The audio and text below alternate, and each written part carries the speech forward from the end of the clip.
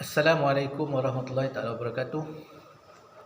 Alhamdulillah wassalatu wassalamu ala sayyidina Muhammad wa ala alihi washabihi ajmain. Rabbi shrah li sadri wa yassir li amri wa hlul 'uqdatam min lisani yafqahu qawli. Subhanaka la ilma lana illa ma 'allamtana innaka antal alimul hakim. Pertama-tama kali marilah kita bersyukur kehadap Allah Subhanahu Wa Taala kerana dengan limpah kurnia-Nya maka kita masih lagi hidup di dalam lingkungan iman Islam dan ihsan. Dan juga kita jangan lupa untuk sentiasa bertaubat kepada Allah Taala akan segala dosa yang telah kita lakukan, ya. Kerana kita tidak mengetahui perbuatan kita ini kadang-kadang mendatangkan dosa, ya, tanpa kita sedar. Baik.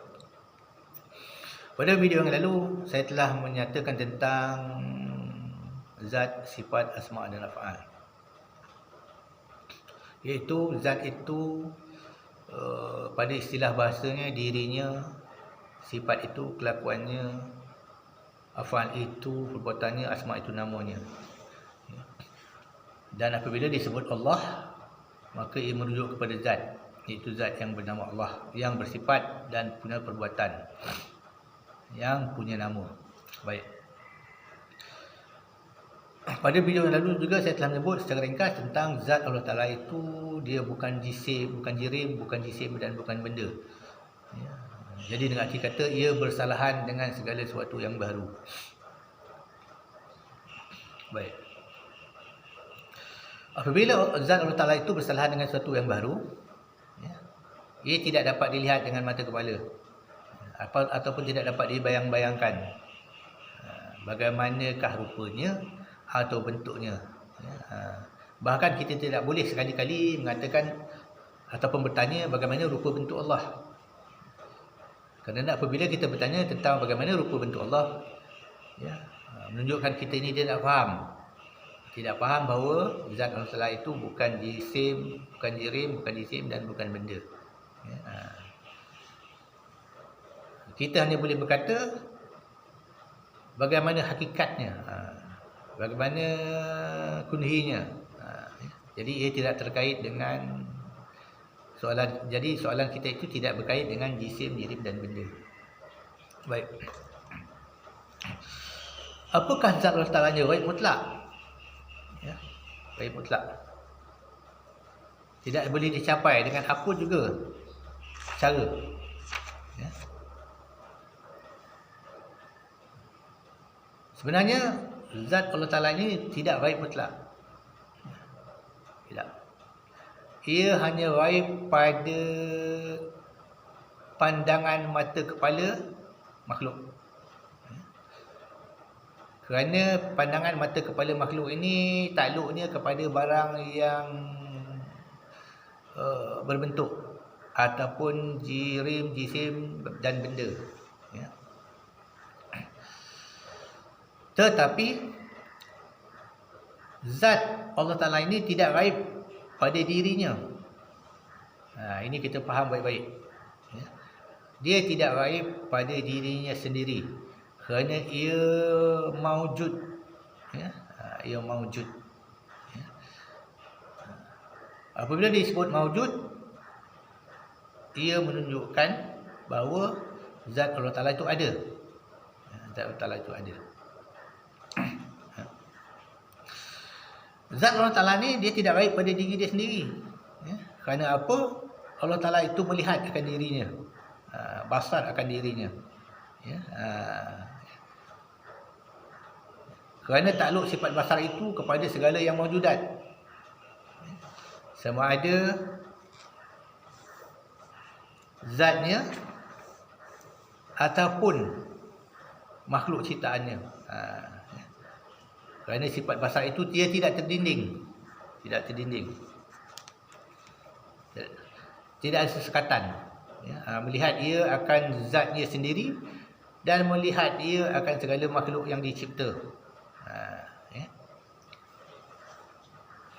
Jadi pada hakikatnya, ya, zat Allah Ta'ala itu hanya ghaib mutlak pada pandangan mata kepala makhluk, ya.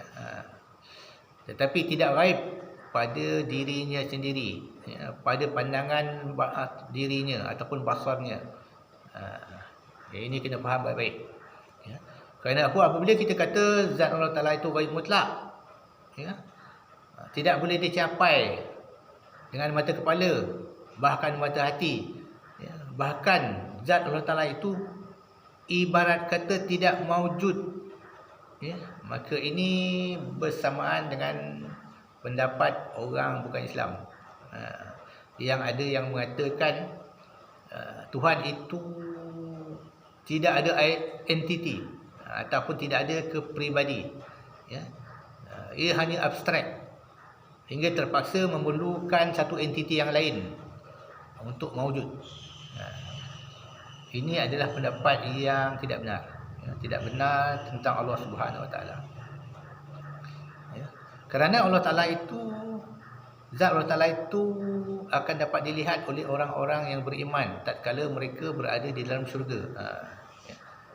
Telah sabit daripada hadis-hadis Nabi mengatakan, ya, kebahagiaan yang paling besar bagi orang beriman iaitu apabila melihat Allah Ta'ala ketika mereka berada di dalam syurga. Ya. Tetapi dengan kadar yang sesuai bagi sifat kamalat Allah, ya. Dengan kadar yang sesuai bagi zatnya yang bukan jisim, bukan jirim, bukan benda. Ya. Bagaimana? Apakah hakikatnya? Wallahu alam. Kita tidak mengetahui. Ya. Bagaimana hakikatnya?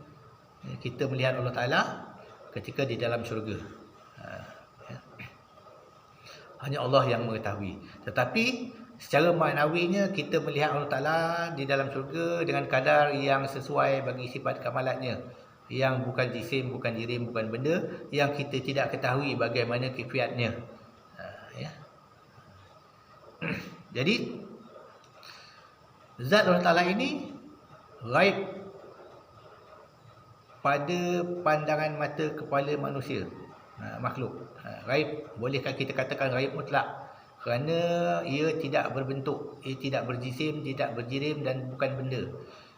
Boleh kita istilahkan sebagai gaib mutlak, ya. Jika dibandingkan ataupun jika dikiaskan ataupun jika dilihat pada sudut makhluk, ya, tidak boleh dilihat. Tetapi dia tidak gaib mutlak pada dirinya sendiri, pada basarnya, dan tidak gaib mutlak bagi orang-orang beriman ketika mereka berada di dalam syurga. Tetapi saya ulang balik, tetapi dengan kadar yang sesuai bagi sifat kesempurnaannya, yang bukan jisim, bukan jirim, bukan benda. Ini kena faham baik-baik, ya, supaya tidak menjadi fitnah. Nanti dikatakan pula saya ini menjisimkan Allah Subhanahu Taala. Tidak. Ya, kerana apa? Kita wajib berpandu kepada ilmu tauhid yang mengatakan Allah Taala itu laisa kamitsli syai'un. Ya. Jadi Ahlus Sunnah wal Jamaah mengatakan Allah Taala itu boleh dilihat.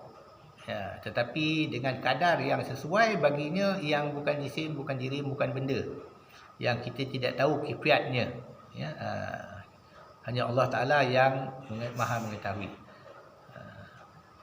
Kalau kita nak tahu kaifiatnya besok, kita tunggu kita telah mati dan kita telah berada di dalam syurga. Masa itulah kita akan tahu, ya. Sekarang kita tidak tahu, menjadi rahsia Allah Ta'ala. Okey. Jadi sekian dulu, wabillahi taufik wal hidayah. Assalamualaikum warahmatullahi wabarakatuh.